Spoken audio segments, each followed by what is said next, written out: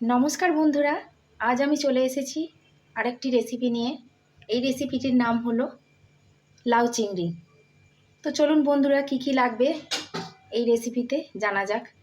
প্রথমে আমি নিয়েছি চিংড়ি মাছ, নিয়েছি কেটে রাখা আলু ডুমো ডুমো করে, নিয়েছি লাউ ডুমো ডুমো করে, কুচনো পেঁয়াজ একটা মিডিয়াম সাইজের, কাশ্মীরি রেড চিলি পাউডার নিয়েছি, হলুদ গুঁড়ো, জিরে গুঁড়ো, আদা বাটা, নুন, চিনি, আর ফোড়নের জন্য নিয়েছি তেজপাতা, গোটা জিরে, শুকনো লঙ্কা আর কাঁচা লঙ্কা। আর রান্নাটা করব আমি সর্ষের তেলে। গ্যাস অন করে দিলাম সর্ষের তেল। তেল আমার গরম হয়ে এসেছে, তো এখানে ফোড়নের জন্য দেবো তেজপাতা, গোটা জিরে আর দেব শুকনো লঙ্কা।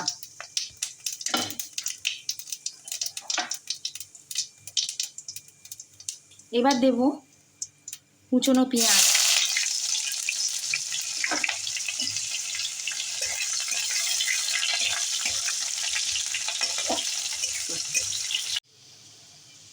ফোড়নটা আমার ভাজা হয়ে এসেছে। আমি এই ফোড়নটাকে একটা পাত্রে তুলে রাখবো।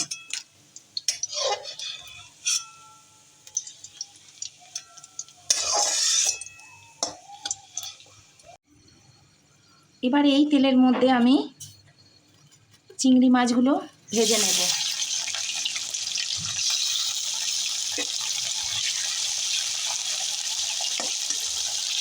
চিংড়ি মাছটা আমি ভালো করে ভেজে নেব, যাতে চিংড়ি মাছের গায়ে ব্রাউন কালার এসে যায়।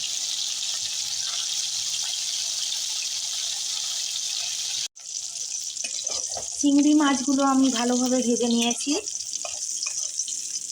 এবার আমি এই চিংড়ি মাছগুলো একটা পাত্রে তুলে নিচ্ছি। ওই তেলের মধ্যে আমি কেটে রাখা আলুগুলো দিয়ে দিলাম।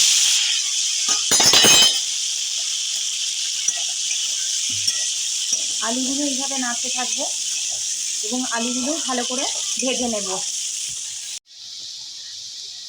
আলুটা আমার ভালোভাবে ভাজা হয়ে গেছে। এবার ফোড়নটা আমি আলুর মধ্যে দিয়ে দিলাম। পেঁয়াজ, তেজপাতা আর গোটা জিরে, তার সাথে শুকনো লঙ্কা। এবার আমি এটা নাড়তে থাকবো ভালোভাবে। 1 মিনিট নাড়ার পর আমি এই তেলের মধ্যে দিয়ে দিলাম হাফ চামচ আদা বাটা। আদার পরিমাণটা একটু কমই হবে, খুব সামান্য আদার পরিমাণ হবে। আদাটা আমি ভালো করে ভেজে নেব। আদাটা ভেজে নেবার পর আমি এই তেলের মধ্যে দিয়ে দেবো 1 চামচ জিরের গুঁড়ো,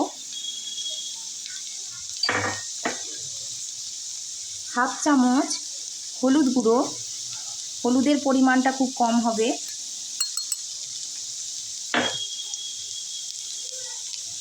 হাফ চামচ কাশ্মীরি লঙ্কা গুঁড়ো। এবার আমি এই সব উপকরণটা খুব ভালোভাবে নেড়ে চেড়ে নেব।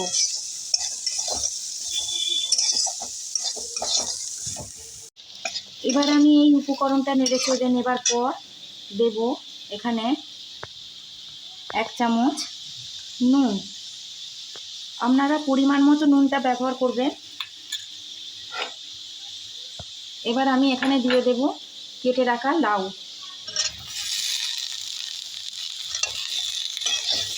লাউটা দিয়ে ভালো করে নেড়ে চেড়ে নেব।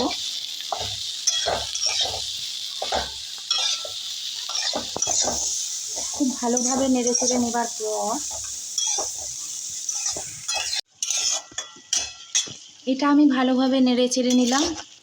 নেড়ে চেড়ে নেবার পর আমি গ্যাসের ফ্লেমটা লো করে দিয়ে 5 মিনিটের জন্য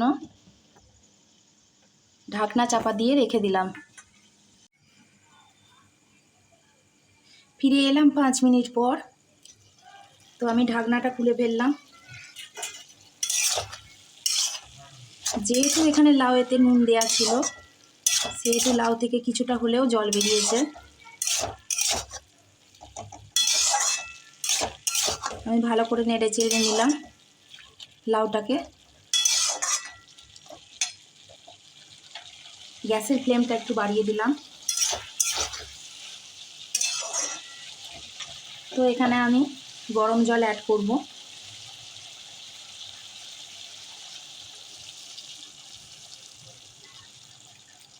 আমি এখানে মোটামুটি গরম জল অ্যাড করেছি। খুব বেশি গরম জল অ্যাড করার দরকার নেই, কেন কি লাউয়ের থেকে কিছুটা হলেও জল বেরোবে।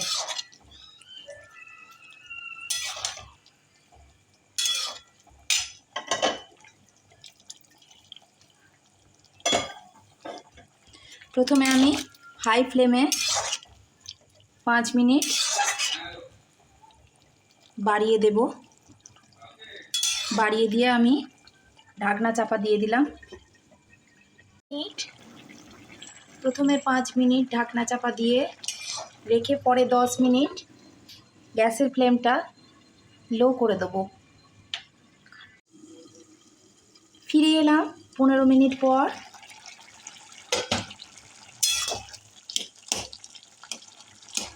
তো লাউটা আমাদের এখানে বেশ ভালোভাবেই সেদ্ধ হয়ে গেছে।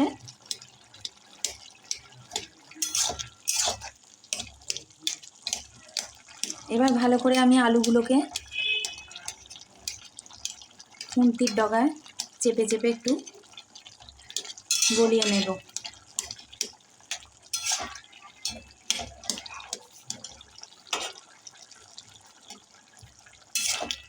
এবার আমি ভেজে রাখা এই চিংড়ি মাছগুলো এই তরকারিতে দিয়ে দিলাম।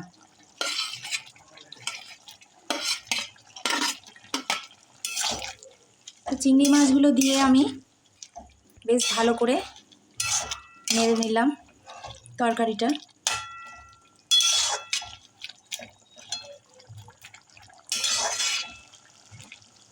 এবার আমি লো ফ্লেমে 5 মিনিটের জন্য ঢাকনা চাপা দিয়ে রেখে দিলাম।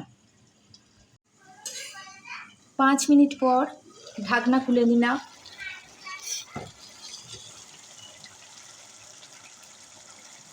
এখানে ঢাকনা খুলে নেবার পর আমি এখানে 1.5 চামচের মতো চিনি অ্যাড করলাম। আপনারা স্বাদ অনুসারে আপনারা চিনি অ্যাড করবেন। আমি আমার মতো চিনি অ্যাড করলাম।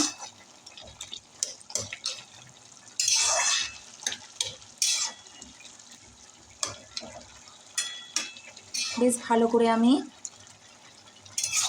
নেড়ে চেড়ে নিলাম।